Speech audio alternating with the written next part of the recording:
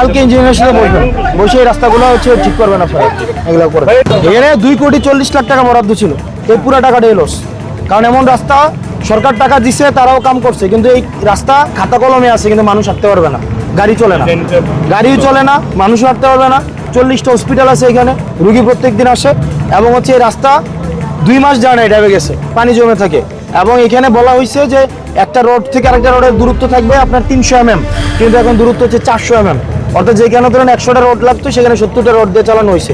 বলা হয়েছে রাস্তার মাঝখানে সেখানে 6 ফুট করে 6 মিলিমিটার 6 ইঞ্চি করে 6 ইঞ্চি গাঁথনি করবে, কোনো গাঁথনি করে নাই। এটা উপরে, অর্থাৎ রাস্তার উপরে সারফেসের উপরে বসাই দিচ্ছে।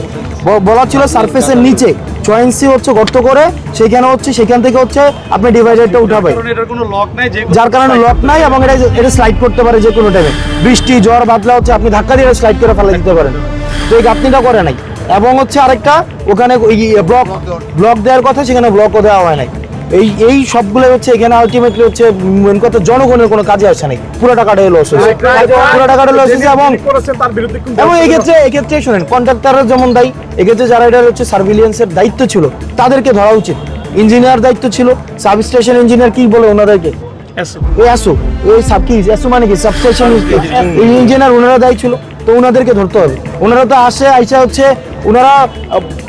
ওনাদেরকে ধরা উচিত যে গত 3 মাস ধরে কাজ হলো না কেন, এবং এই রাস্তা কোনো উপকারে আসেনি। আপনি গাড়ি উঠাইতে পারবেন না রাস্তার মধ্যে, অর্থাৎ কাজের গরু হচ্ছে গোয়াল নামে আছে, কিতাবে আছে, কোনো গোয়ালে নেই। এখানে রাস্তা হচ্ছে মানুষ জানে রাস্তার কাম হইতেছে, কিন্তু রাস্তাতে চলাফেরা কোনো করা যায় না। মানুষের দুর্ভোগ আরো বাড়ছে গত 3 মাসে। এগুলো আপনারা কালকে ইঞ্জিনিয়ারের সাথে বসে ঠিক করবেন।